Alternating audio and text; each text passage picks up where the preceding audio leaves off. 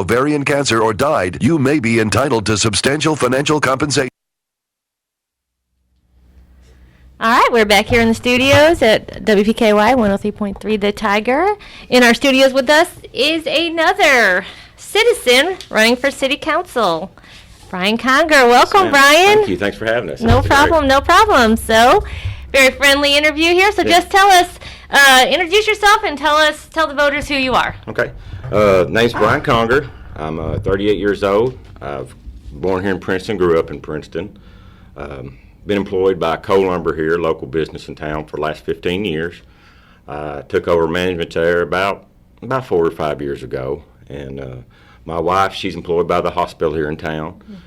We got 3 great children, Adeline, 11, Annabelle, 9, and Charlie, 3, or 4. I knew I was going to get that wrong. Don't ask me the birth dates for sure, because I'll really get that messed up.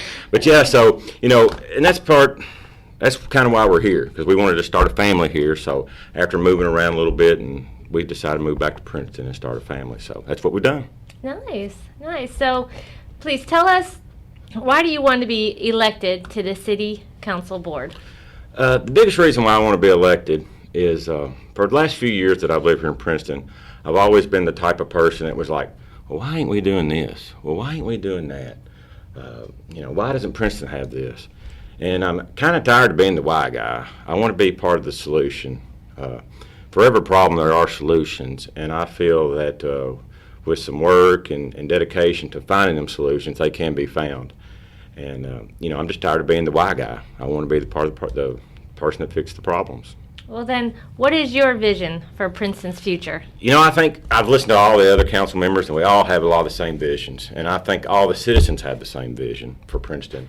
We all want to see economic growth, and we all want to see better communities for younger families.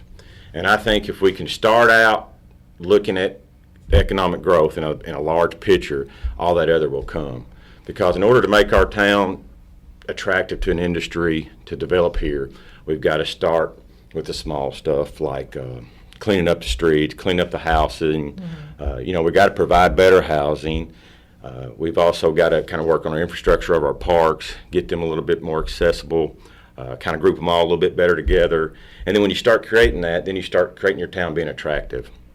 And then you start drawing into tourism, and then you start drawing into industries. And that's the steps I feel that we need to start really looking at and really start developing on.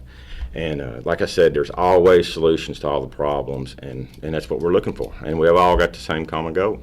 Well, good. Is there anything extra that you would like to tell the voters? Yeah, I kind of stepped out of my box by doing what I'm doing. And what's funny, they say, we're so glad the younger generation is stepping up. I'm thinking, I'm almost 40. Good to be the younger generation, I guess. But, and that's something that kind of hit me, too. I was like, if I'm 40 and I'm the younger generation, that's kind of scary. The younger generation needs to be the mid-20s and early 30s. And that's what I want to get back. And I also want to thank everybody for all the support I've had. It's amazing, the outreach and the people who stopped in Conger and asked for signs and standing behind me and all the private messages. It's really motivating to know that I may be given the opportunity, and I hope I am given the opportunity to work hard to help this town improve. And that's what the common goal is. All right. Well, thank you so much, Brian, for coming in. All right, thank you. you. We appreciate it. All righty. Mm-hmm.